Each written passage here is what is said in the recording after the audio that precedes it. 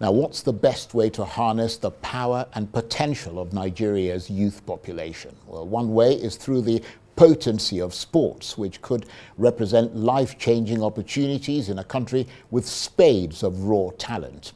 But for decades, sports development in this country has been a struggle, crippled by a lack of adequate funding and official support.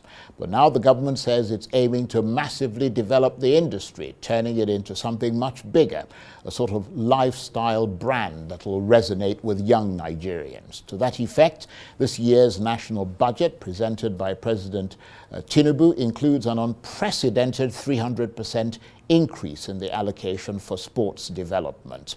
It's a groundbreaking investment, and if judiciously implemented, could mark a significant shift, potentially positioning sports as a strategic tool for youth and national development. Well, the man who is charged with pulling that off is Shehu Dikko, chairman of the National Sports Commission, who has promised to reset, refocus, and relaunch sports in Nigeria. So how exactly does he plan to do this? And Shehu Dikko joins me in the studio now. Thank you very much indeed for coming in. Thank you very much, Charles. My pleasure. So now you've been in office for a few months. How's it been going? Well, it's been great. It's been exciting. You know, it's something that we wanted to do. It's something that we are used to. We've been around the system. So, and clearly we came with a pathway, with a roadmap of clearly we have a focus of what needs to be done. And we have a plan on how we think it should be done. And so we are just putting the building blocks clearly to deliver on those mandate of Mr. President. Well, let's talk about those building blocks and what sort of impact you've had since you got into office. I mean, I know it's just been since October, but I mean, are you off the starting blocks yet? Yeah, of course. Some people are even saying we are running too fast because we are doing things more differently than what it used to be before, and everybody is, if you check the pulse of the entire stakeholders in the sports sector and the value chain, everybody is aligned, everybody is excited, everybody is daily coming in, okay, what can I do to key into this? Because they now see a clear vision, they see a clear objective, and they see the unprecedented support from Mr. President, because that gives direction of really what the government wants to do, and everybody is exactly trying to key in to do that. So we are quite excited about that. And most importantly, our colleagues working at the commission, you know, it was transited from the ministry to the commission, and everybody now have automatically reset their thinking and their focus and aligned to what we are trying to do. It was so easy. People were thinking it's going to be difficult. So what are you trying to do? Well, what we are trying to do, the first and foremost, the mandate that we are given is to, first and foremost, restructure the sports and create the sports economy in Nigeria. Because we have been doing the sports very, very differently before. We are all focused on competitions. Just play the competitions, play the competitions. Nobody is looking at the domestic sports industry the way it should be, which means it should be done properly and it should be looked at as part of the key drivers of the economy. And just not looking at the sports as the competitions, but looking at what is the impact of the economy and the social aspect of the country. But that's basically what we're trying to do. And the first thing we did was we come up with what we call the Renewed Hope Initiative for Nigerian Sports Economy, which now we are trying to deliver that standing on 3 pillars, which we said we have to reset our thinking or what we are doing before. We have to refocus our actions and deliverables on what we are intentional about what we are doing, and we have to relaunch the sport. What we mean by resetting? Basically, because for many decades we have just been more focused, Nigeria is more focused on the competitions, trying to go and play at the Olympics, at the World Cup and everything, which basically we see as consumptions, because you are just consuming resources, scarce resources that you have here to go and participate in the competition, which in most instances we don't win, we rarely win. So we just go there and lose the money in another man's country and come back here, domestic system is zero. So we said, let's go back and refocus. What do? We need to be more focused on the domestic industry. Let's have the domestic leagues, everything working, and domestic competitions working, creating the value chain from the amateur to the professional elite level, sports, the youth level, to do that. We said we have to refocus what we are doing. which means we have to be intentional about the decisions we have to take, about the actions we have to take. We have to be very deliberate about it and the kind of framework we need to create to deliver this. We have to relaunch it, which means we have to make sports to be seen on a different light, on a more positive light than what people used to see it before. So those things are the benchmark of what we're trying to do. To be, I find the issue of the league very interesting, and I like the idea that you're talking about growing the culture of sports in this country. Because, I mean, if you look at the football leagues, for example, I mean, Nigeria used to have a pretty prominent league, years ago, I mean, across the country. I mean, people were focused on those things. But, I mean, Nigerians at the moment appear to be mostly interested in the European leagues, for example, very little on the ones in Nigeria. I mean, how can you harness that love? Because they clearly like football, and they're drawn to those leagues because you have a lot of Nigerian and African players in them. I mean, partly the reason. I mean, how can you harness that love they have for football and channel it into support for Nigerian leagues? Well, you see, what is happening today, I used to run the league before. Yes. So I ran the league for about 8 years. So I know clearly the effort we did and what the work we did to be able to recover this situation. And I think the stakeholders appreciate that. 2016, I was awarded the Sport Personality of the Year in the country for the work we did with the league to recover, to make people back to the stadium and to get it back, people following the league. But the problem of the league is not of today. It is the problem that started from the time that we think our league was good. Because in those days, when we have the big teams, the Abiola Babes, the ICC, the DIC, we are playing only against ourselves. We are competing only against ourselves. There was no television. So that's the only thing we have. So people have no option than to go to the stadium. Yes. But when the television started creeping into sports, making it a very big thing, like in the early 90s, we were left behind. If you go and check the reports of the people that tried to do professional football in Nigeria in 1990, TV was fundamental to it. But they started the football, they forgot about the TV and the infrastructure. So we are actually left behind. Then the European leagues now come with the massive TV and what have you. So they have now been able, our kids, now from when they were kids, it's what they see, they believe. So they grow up seeing those foreign football and foreign stuff on the TV because we don't have the television to do it. So if we don't resolve the television issue around our leagues to bring it up to the people so that it can be in the face and the minds of the people, if you see it every day and get the right infrastructure also working. So we have to all work now in conjunction to do that. Earlier today I was having a meeting with the DG of NTA, it's in my office, because we have, in this budget that we have a clear provisions and some provisions that will now drive to provide the requisite television equipment and to buy the requisite training for the personnel that will cover the games. And then also the funding that will also support the playing of the league.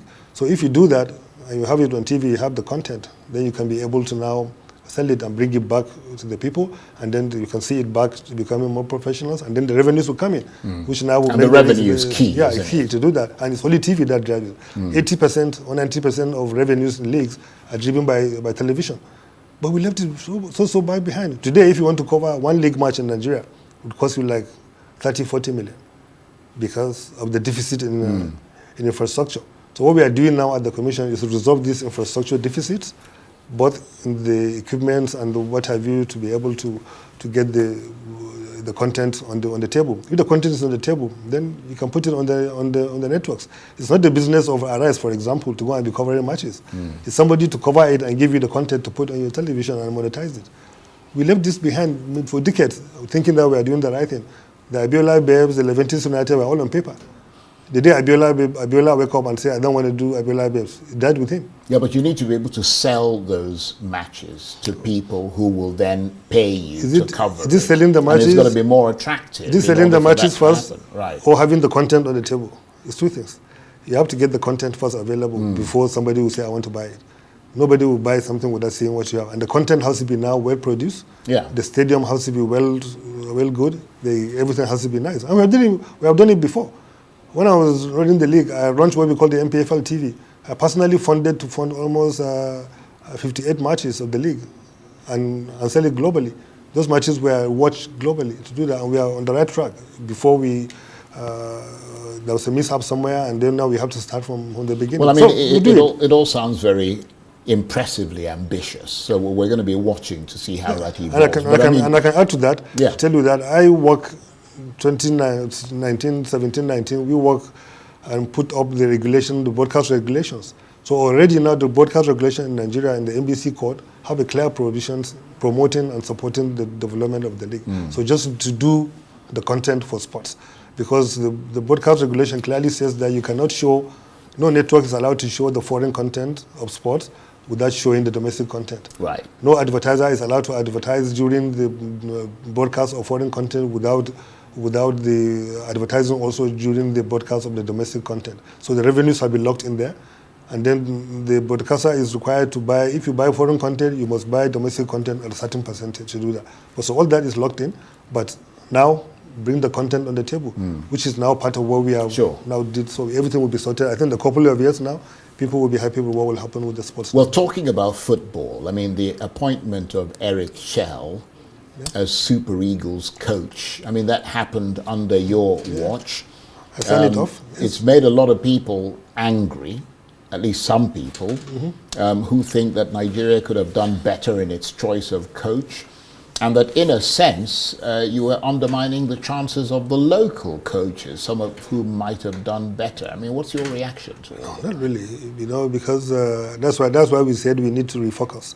So refocusing is how we need to be intentional and deliberate about it. So that decision that was taken by the NFF and endorsed by the Sports Commission, because we signed it off at the Commission, is because we look at all the pros and cons. People are not looking at it the way we are seeing it. It was a very scientific decision that was done. It's not just done haphazardly like that. To start it with the local coaches, before Éric Chelle came here, there were local coaches. The governor was there, Finidi was there. They were all appointed to work on it. So nobody will say that anybody is undermining any local coach to do that. But we look at clearly what is on the table. For example, what is the immediate requirement of the Super Eagles to qualify to the 2026 World Cup? We have 6 matches to play this year. March, I think September, October, I think two matches we play. And those matches are being played with who? The African countries. South Africa, Zimbabwe, Rwanda, and so. So if you like, you can go and bring Alex Ferguson or Wenger to come and coach the Super Eagles. He doesn't know African football. And he needs time to sit here and study Africa. So we need to go and bring somebody who already knows African football. And Éric Chelle came in very recommended on that because he has coached Mali. What is record with Mali? He coached Mali and he was very good with it. He did 22 games with Mali, won about 15, drew 5 and lost only 4 and lost only 3. And within those matches, he beat Nigeria, he beat South Africa, the same people that we are going to play. So he's already on ground in African football. I understand it, and his play is very attacking play. He scored 42 goals in the 22 matches with Mali and considered only 13. So defensively, it's good as well. So he's already on the system, and there is no time for any training match between now and the qualifiers. We are doing the next 2 matches next month. We are going straight to the matches. No any friendly match again. So you need to bring somebody who can run with the team. That's the qualifiers for AFCON. No, for the World Cup. The AFCON World is done. Cup, right, okay. We are seeing next month. So Éric came very, very recommended with that. Right. And I tell you, so people didn't look at these details to do that. And Éric is born in France, trained in France, became a coach in France, coached in the 2nd division before Mali and Algeria. And then when Éric was coming here, he's coming here like a Westerhoff, highly motivated. He's not here for the money. Right. Because he took a high pay cut to be here to do that. I brought up sort of AFCON because the Super Eagles, I think they've gone into Group C. Yeah. For the African Cup of Nations. They'll face Tunisia, Uganda, and Tanzania. How are you planning to support them to victory? You know, to be honest... Because that will be a test. No, to be honest, our focus now is the World Cup qualifiers. Because the AFCON is in December, January 26. December 2025, January 26. So it's coming after the qualifiers. We have the most critical matches, which is the 6 matches for the World Cup qualifiers, which is the ones that we are all focused on. 2 matches in March, and I think 2 matches in September, and I think 2 matches in October or thereabout. So after those 2 matches, we go to the AFCON. And those 6 matches will determine whether we go to the World Cup or not. And then we'll now also see how we can do at the AFCON. But nonetheless, already for the first time in the history of the budgeting, we have already put resources for the AFCON in the budget. So already we are planning, we are not waiting for the sorry about it. We're not waiting for the time to come, and then Right. we are looking for intervention money. So we are working on that. And already even we have put resources in the budget also to start what we call the presidential support group on the 2026 World Cup qualification, putting the experts and some philanthropists that will come and support what government are doing. Right. And make sure all the logistics of the team and everything that need to be done, and the supporters and everything, that we put all our push, because we are not really doing well on the groupings for the World Cup qualification. We are second to the bottom, so we need to see how we can do it. I don't mean to interrupt you, but we're almost out of time. Yeah. One more quick question. The big international sports stage, the Olympics, Nigeria's last outing was abysmal. How do you intend to dramatically improve the performance at the next Olympics? And I know you're saying that is something that people go to and you just expend money, but it is a prestige thing. I mean, it's an international competition. How are you going to better that? And you've got about 20 seconds because we're almost out of time. Olympics is 2028. We are already preparing for it. For the first time, we have changed the budget cycle, the way we do budgeting in Nigeria. We are budgeting now every year for Olympic preparations. So in the 2025 fiscal budget, there is already money to prepare athletes for 2028 Olympics. So we are starting early. Right. Starting early will make you succeed. We have launched what we call the Elite Athletes Development and Podium Committee, an experts committee board that are working now to get the best athletes and keep supporting them and training them. We are giving them training grant, about 30,000 a year to now to the Olympics, to train and to prepare for the Olympics. So by the time we get to the Olympics 2028 now, we already know clearly which sports we are good enough to go to do that. So basically that's the way to do things. Not to wait until 2 weeks to Olympics. Indeed. And run to Mr. President and collect huge billions and then go on tourism to another country and waste the money and come back. No, we prepare from today for 2028. We'll be watching closely. I want to thank you very much indeed for taking the time to come and talk to us. Shehu Dikko is the chairman of the National Sports Commission. Good to meet you. Thank you very much. My pleasure. That's it for this edition of Arise Prime Time. Join us again tomorrow. From me and the entire team here in Abuja, bye-bye and thank you for watching.